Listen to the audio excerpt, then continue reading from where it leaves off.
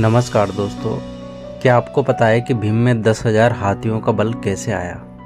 पांडु पुत्र भीम के बारे में माना जाता है कि उसमें 10,000 हाथियों का बल था, जिसके चलते एक बार तो उन्होंने अकेले ही नर्मदा नदी का प्रवाह रोक दिया था। लेकिन भीम में यह 10,000 हाथियों का बल आया कैसे, इसकी कहानी रोचक है।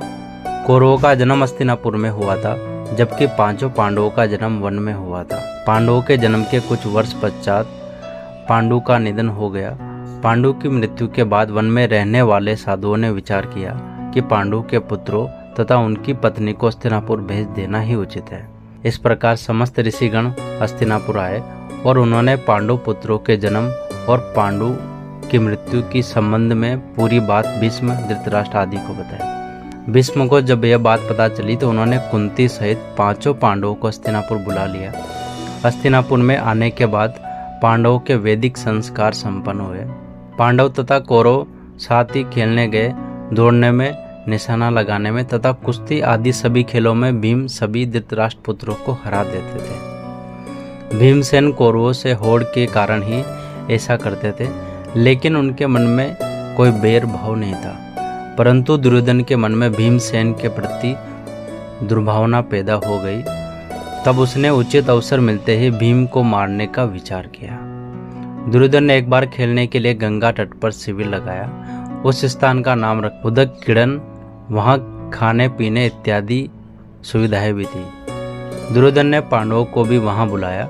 एक दिन मौका पाकर दुर्योधन ने भीम के भोजन में विष मिला दिया। विष के असर से जब भीम अचेत हो गए तो दुर्योधन ने दुशासन के साथ मिलकर उसे गंगा में डाल दिया। भीम इसी अवस्था में नागलोक पहुंच गए। वहां सांपों ने भीम को खूब डसा, जिसके प्रभाव से विष का असर कम हो गया।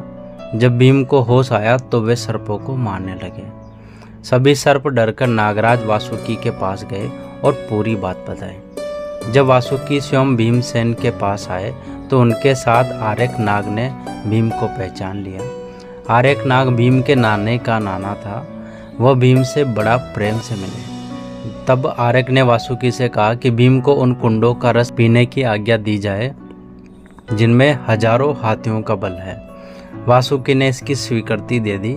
तब भीम ने 8 कुंड पीकर एक दिव्य शैया पर सो गए। जब दुर्योधन ने भीम को विष देकर गंगा में फेंक दिया तो उससे बड़ा हर्ष हुआ। शिविर के समाप्त होने पर सभी कौरव पांडव भीम के बिना ही हस्तिनापुर के लिए रवाना हो गए।